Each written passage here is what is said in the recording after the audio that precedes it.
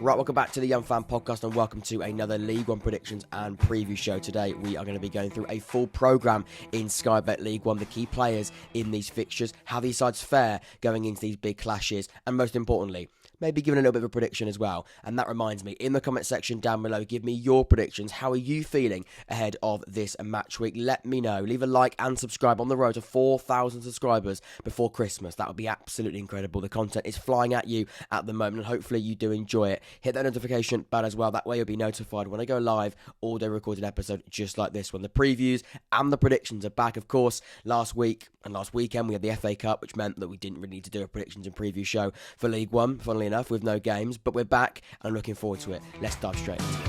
So MK Dons versus Derby County is where we start, and you can see by looking at the league table here, MK Dons still in that bottom four, slowly creeping out of the difficult situation that they currently find themselves in, but 21st in the league.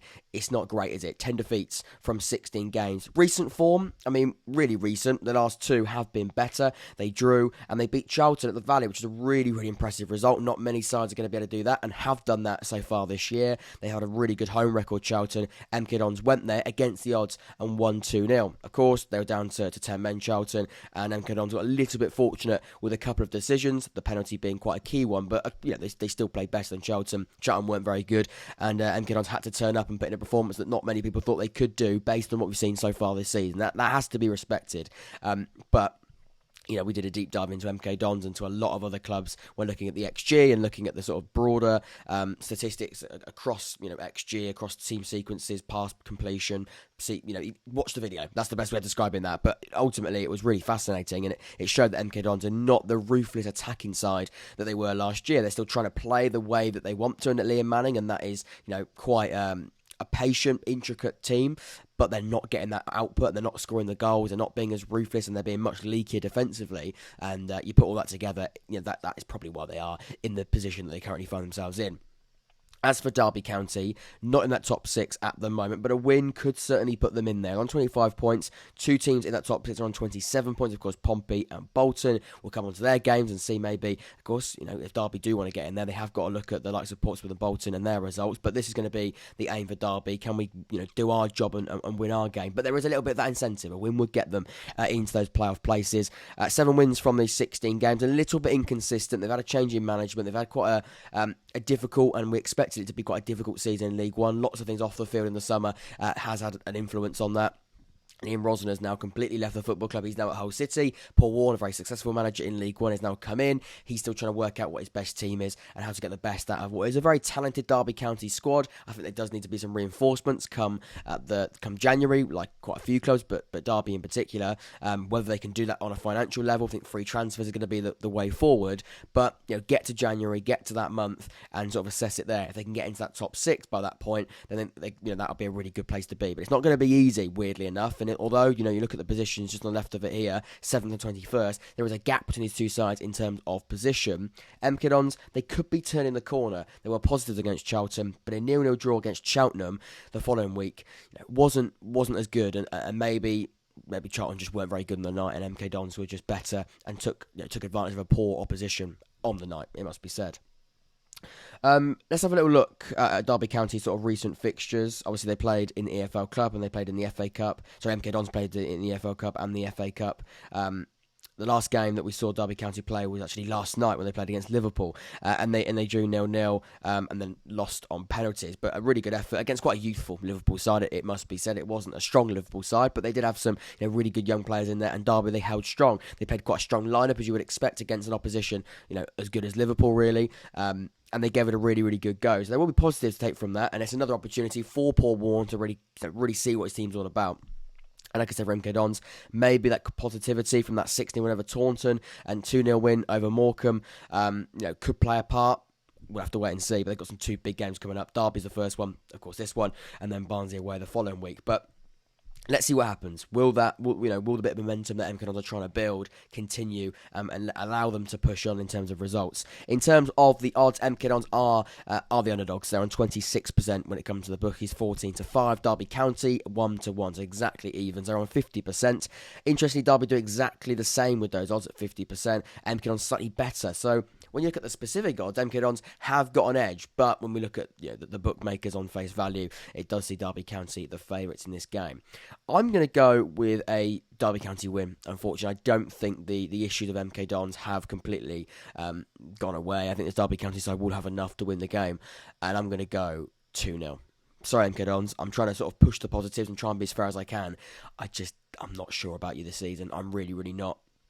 You're not the same side, and I'm not quite sure you've got enough to get anything from that game. I'm excited by, I think, Derby now. They might be gaining a little bit of rhythm. They are a little bit inconsistent. If they can continue with that rhythm that they want to try and build, who knows? But I'm going to go 2-0.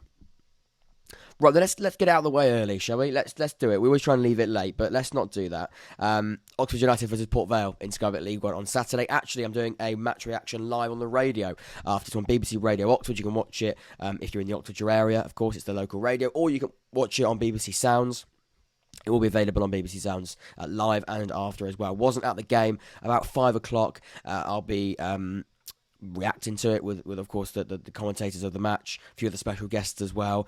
Carl Robinson, of course, will be speaking after the game, so it'll be really, really interesting. I've done it a couple of times. I thoroughly enjoy it, and I'm looking forward to the game. I'm looking forward to the game indeed. Port Vale, 11th in the league. Oxford United, 16th. It does give us a bit of an opportunity for me to talk about the Shrewsbury game for Oxford yesterday, because I didn't do a match reaction for it. We were the only game playing. I gave a little bit of reaction on Instagram, and definitely follow the Instagram. Bit behind the scenes there. You can get a little bit of the exclusive stuff. Oxford against MK Dons. Against Shrewsbury. Not MK Dons. We've already played that game and lost 2-1. Let's not go back there. Shrewsbury, better than the game against MK Dons, it must be said. But not perfect. Certainly not perfect whatsoever. We draw the game 1-1. First half, I thought we were really good. Really, really good in that first half, actually. I thought we were really good in possession and out of possession.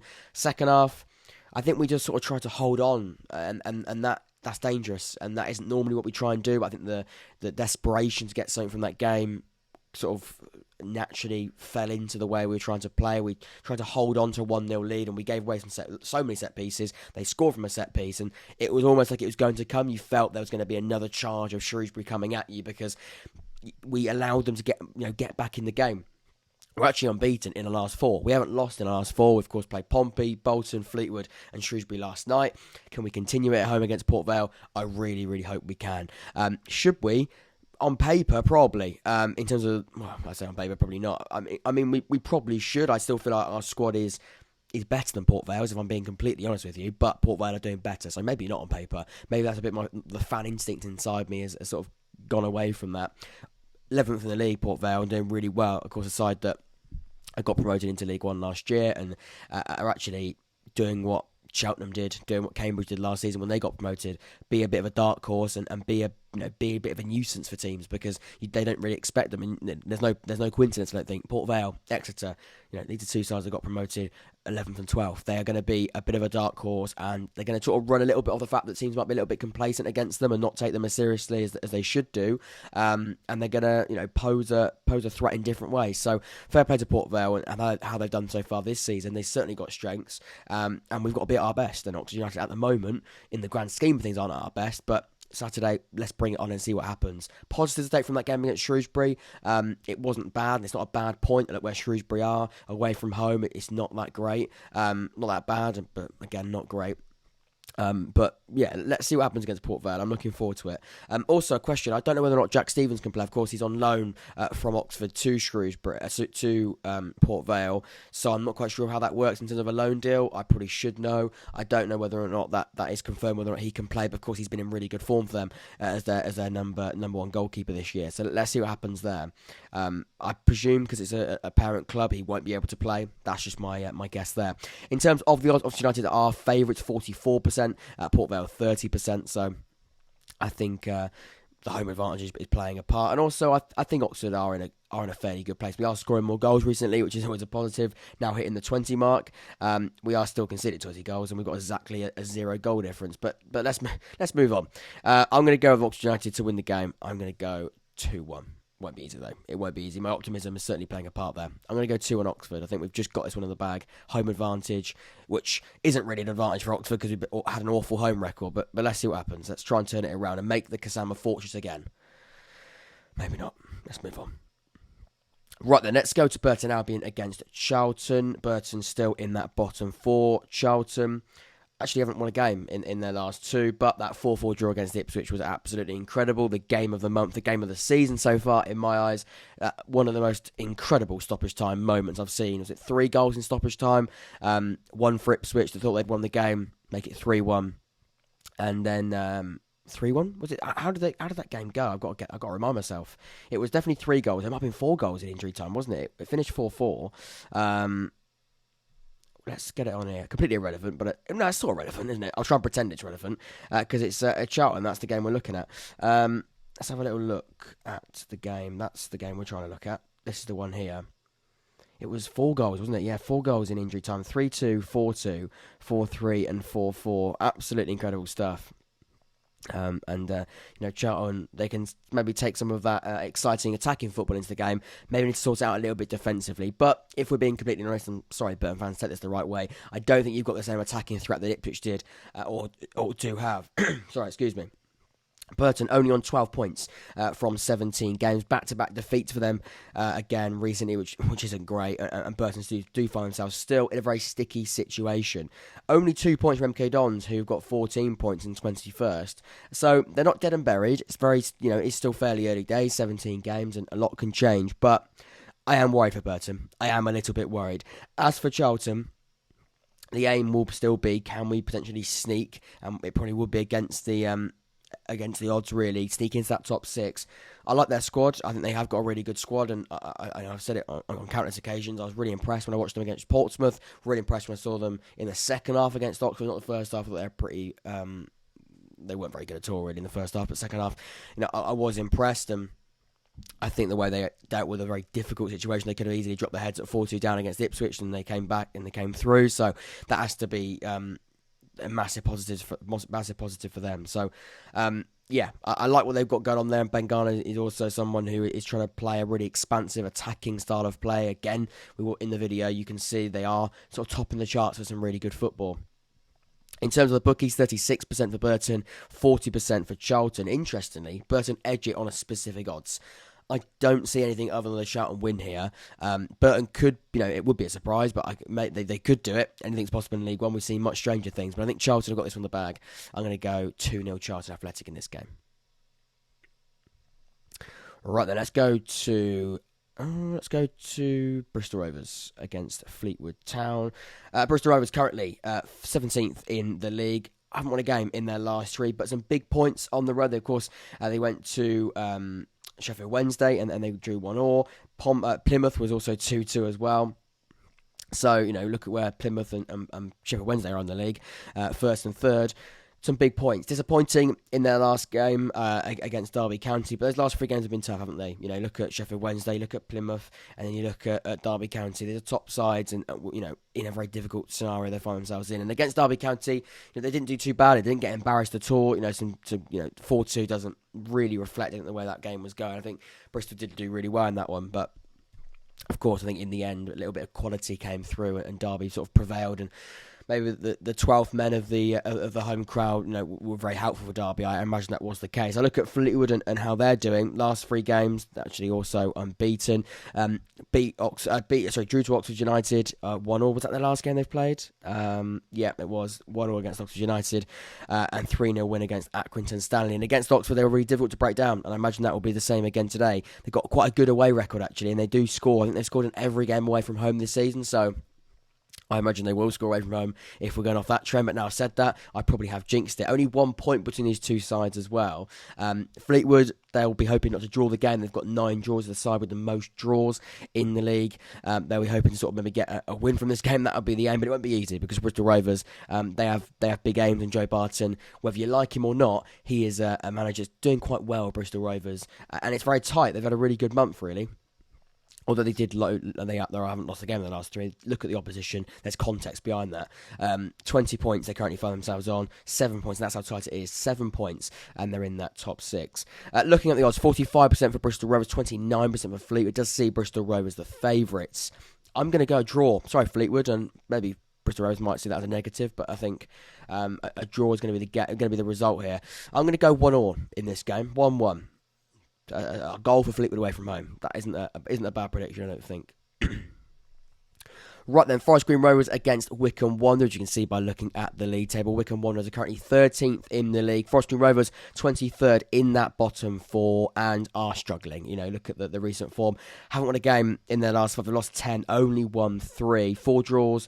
Yeah, it's a bit difficult for Forest Green at the moment. It's a little bit difficult and able to sort of follow the trend of their sides. They got promoted with them, Rovers, Port Vale, and of course Exeter. They are a bit of an anomaly in that sense. And I look at the changes that happened over the summer. Losing their manager, of course, Edwards. They lost some key players as well. I look at the likes of Nicky Cadden. I look at the likes of Kane Wilson, Adams. These are huge players that smashed it out in League Two, were a huge part of that success they had. And they now find themselves in a really difficult situation where they need to get themselves out of this rut. And that won't be easy, because a rut in League One with a sort of teams that are around them, but also certainly above them, that's a very difficult ask. I'm worried about their goals conceded. 35 goals conceded in total, only scoring 15. It gives them a minus 20 goal difference after 17 games. That's not ideal. As for Wycombe Wanderers, 23 goals scored, 23 goals conceded. They are shipping a couple more goals than Wycombe and Gareth Ainsworth would have wanted, I imagine, but they're scoring a couple more than I thought they would be, really. Normally, they are. It's not the same Wycombe season. It's not the same Wycombe season. They're a little bit up and down, and that's unlike Gareth Ainsworth. He normally tries to sort of find a really consistent Wycombe Wanderers area in the league, and that normally is hitting the heights of top 6. Last 3 games have been frustrating. That they're unbeaten. They haven't won a game in the last 3, only 22 points. And, I talk about a top 6 contention for Wycombe. It's certainly not dead and buried. 5 points and you're back in the mix, and that's easily back in the mix. That's how that's how open and how aggressive this league is, and fascinating, this division, and exciting. Looking at the odds, Forest Green Rovers 28% chance. I look at Wycombe on a 50% chance, so evens for Wycombe. Yeah, I think Wycombe have got this one in the bag. I think Wycombe are going to win the game, and I'm going to go 2-0. 2-0 Wycombe Wanderers. I think that probably will be what we're going to go with there. I just feel as though Forest Green are not in a good place, and it's going to get worse after Saturday. Right, let's have a look at the next one then. Where should we head next? Let's go to Ipswich Town against Cheltenham. Pretty coming up to about halfway now when looking at these 8 games. Ipswich against Cheltenham. Ipswich second in the league, really good place. Just trying to keep up with Plymouth at the moment, who are leading the race. But 37 points from 17 games, 11 wins, only 2 defeats is very, very impressive. Look at the side that Ipswich are. They're a top side with top players. And they're facing a Cheltenham side who are in a very, very difficult situation at the moment. Lost to the lowest ranked team in the FA Cup, 2-1 at home. It's quite a toxic place, I think, with Wade Elliott at the moment, and the fans, or really the fans not being with Wade Elliott at all, not believing that he's got the qualities to take this football club and take their football club out of a very, very difficult place that they currently find themselves in. Actually, the last 2 games have done all right. They drew to MK Dons 0-0, and they beat Morecambe, but I still do look at Cheltenham and where they're playing, and only 13 goals. I think that's the lowest amount of goals other than Morecambe scored by a side. And yeah, they're not the same side that Michael Duff sort of built them up to be. And I think we always knew that Wade Elliott wasn't going to be Michael Duff, funnily enough. But what I'm trying to say, he hasn't been able to sort of continue on the trend of success that Michael Duff was able to provide. That is a little bit of the issue, and that's the frustration I feel as though in the Cheltenham camp. And it doesn't get very easy facing a side like Ipswich, who are in a really good place. And like I say, trying to keep up and try and keep them in those top 2 places, and that does show the difference that these sides are in. Ipswich, 78% chance of winning. We haven't got Cheltenham's odds, but we do know that with those odds, Cheltenham are heavy underdogs, and that's what I expect. Watch out for the likes of Connor Chaplin. Watch out for the likes of Marcus Harness. I thought they could really go at this Cheltenham defence. And they don't score many goals either, so I think, the likes of Edmondson, I look at the likes of Morsey and Evans, these sort of midfielders, but also these very strong defenders. They're probably going to be okay in the game, and I think they're going to get through it okay. It's at Portman Road as well, which sees it even more of a positive. I'm going to go 3-0 Ipswich. Sorry, Cheltenham, I don't see a way that you can get yourself through this game. So, Exeter City versus Peterborough United is next, and you can see by looking at the league table, Peterborough 4th in the league, and Grant McCann is doing a good job of trying to get his side back into the Championship after their relegation last season. 3 wins on the bounce for Peterborough United. As for Exeter City, got promoted into League One for this season.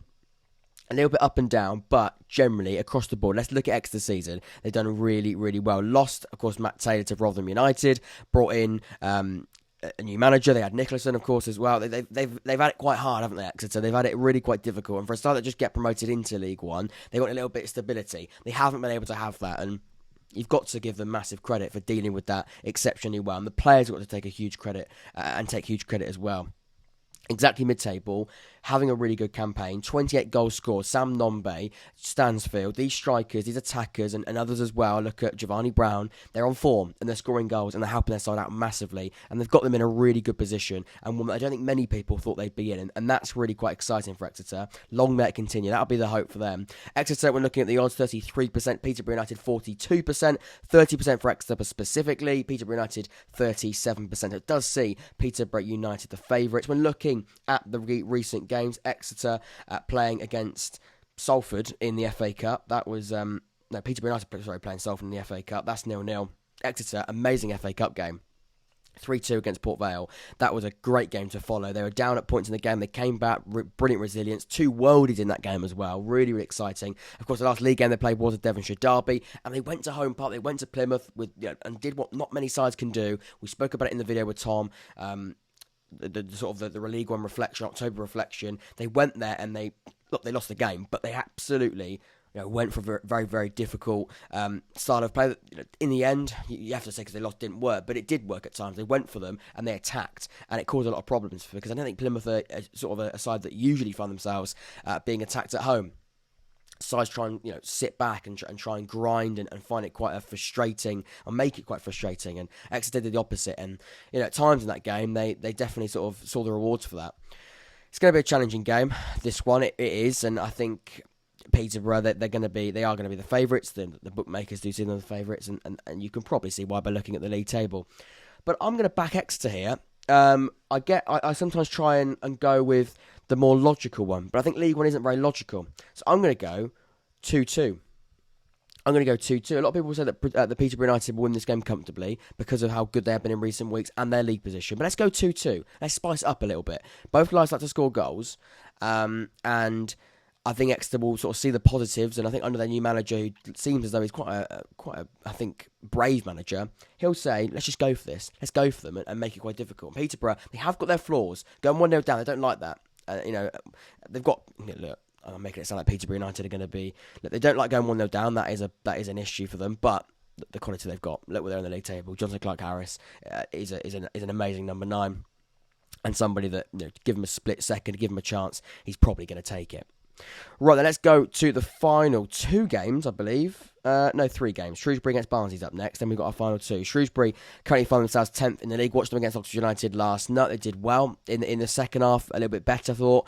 First half, they didn't really sort of get anything, allowed Oxford to sort of get a little bit of control of the match. But look, from set pieces, they're an aggressive side. They are an aggressive side. They play the dark arts very well. They injured Cole Joseph quite badly. I believe that's quite a severe injury.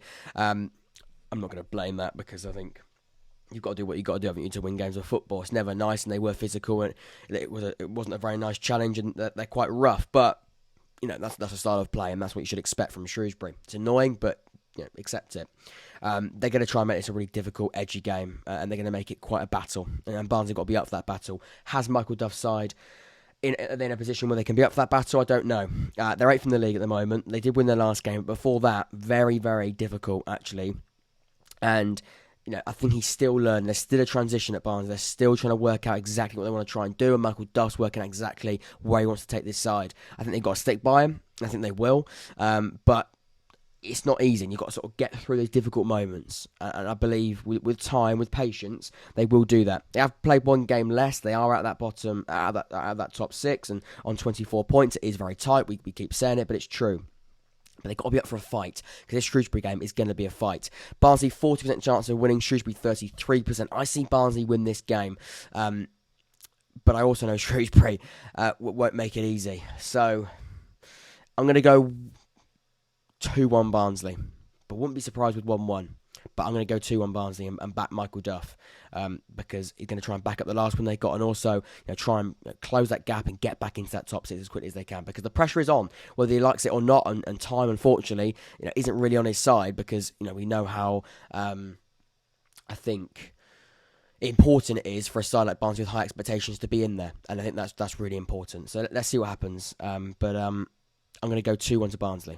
So, Accrington Stanley versus Sheffield Wednesday next. Accrington do find themselves in a bit of a difficult situation. I look at that league table, 20th in the league. Not quite in that bottom four, but it's tight, and it's tighter than John Coleman would have wanted. 4 straight defeats, a draw in their last game, but that is that's not a good run of form. And John Coleman will know that. He's been there long enough. He's been in League One long enough to know that this is dangerous. At the moment, averaging a point per game, 17 points from 17 games. That would just about keep you in the top, in the league. Really, could just about keep you afloat. But it won't be easy. It'll make it very, very tight. I look at MK Dons. These sides are going to fight, and this season it might not be. You can't rely on that. They've got to pick up the form. They've got to try and get back to this Accrington, backs against the wall, banana skin style. At the moment, they're being sussed out and they're being beaten sort of quite fair and square. And it's becoming, not easy, but they're becoming at the Accrington side they don't want to be. And not many sides want to be, and that's a little bit of a... What I'm trying to say is you didn't normally want to play Accrington. This, at the moment, and the sort of the way and the form they currently find themselves on, you want to play Accrington, and that's not normally the sort of John Coleman side you expect. They've lost some key players. I worry about their output. 18 goals. They lost Colby Bishop for Portsmouth. They're playing, I think it's Tom Liam, sort of central midfielder, as that striker. They've got some really, really difficult areas that they are lacking in, and I think that might be catching up on them. January could be big for Accrington. They might have to dip in and find a couple of loan players and sort of keep them and push them back up the table, because at the moment, they are a little bit weak in that squad.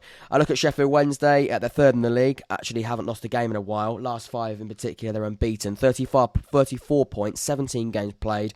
Again, similar to Ipswich, really, just keep going. Keep pushing through. Hopefully Plymouth can sort of slip up and they can win and they can capitalise. At the moment, things are going right for Darren Moore.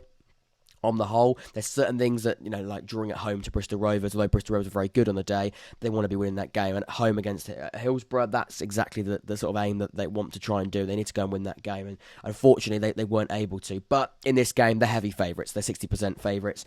And I see them winning the game fairly comfortably. I think Wednesday, the squad they've got, the momentum, the confidence, the knowing that they have to win this game, I'm going to go with a 3-0 Sheffield Wednesday win. Darren Moore, I think he's got something going quite well at Sheffield Wednesday, although, there's always a little bit of pressure that's behind him with a quite demanding Sheffield Wednesday fan base, if I can put it like that. Right then, is that every game other than Lincoln City versus Plymouth Argyle we've touched on? No, it's not. We've got 2 more to go. So, Cambridge United versus Bolton Wanderers is up next. Currently, Cambridge United 18th in the league, 19 points. Start the season really, really well, but have fallen off, unfortunately, and are now getting themselves in quite dangerous territory, actually. The form isn't good whatsoever, but they did beat Wycombe 2 weeks ago. Unfortunately, couldn't back that up. They've played against Peterborough. Get embarrassed and lost the game 1-0, but that is a little bit annoying for Cambridge, and not the same sort of side when we look at the output. 18 goals scored, very, very attacking philosophy. Mark Bonner at the moment not really working. Could they get a result against Bolton? I don't know, because Bolton are very inconsistent. On paper, Bolton will be the favourites, but you don't know what you're going to get with them. They lost to Forest Green, Bolton. They've lost to sides and dropped points aside that they should be winning, and really with the ambitions of finishing that top 6, they'll feel that they should be winning. You just don't know what you're going to get. Defensively, 14 goals conceded is really, really impressive. And defensively, it doesn't really scare me. They haven't been battered by an opposition this season at all. But losing 1-0, dropping points, a few 0-0 draws against sides, you maybe go, no, we probably should be winning that game. That's an issue. I worry about their output. I worry about them scoring goals, and that has to be the concern for Ian Evatt as well. But they are still in that top 6, and I will be doing a deep dive on them, speaking to a Bolton fan and doing a little bit of a Bolton inconsistent deep dive, because I feel that word will come up quite a lot when talking about Bolton. In terms of the odds, Bolton 51% chance of winning. I think Bolton Wanderers will win the game. I'm going to go to a 2-0 Bolton Wanderers will win. Sorry, Mark Bonner. Sorry, Cambridge United, but I think Bolton will prevail and win this game 2-0, which does bring us on nicely to the last game of the roundup, I believe. Let's not make sure we've missed any, because I always finish. Oh, we've missed one. We've got 2 more to go. That I nearly forgot. We've got Morecambe Pompey. Pompey 5th in the league. Looking at these last 3 games, haven't won a game. Haven't lost a game in the last 3. 27 points, but there is a bit of a dip in form. There is a little bit of a dip.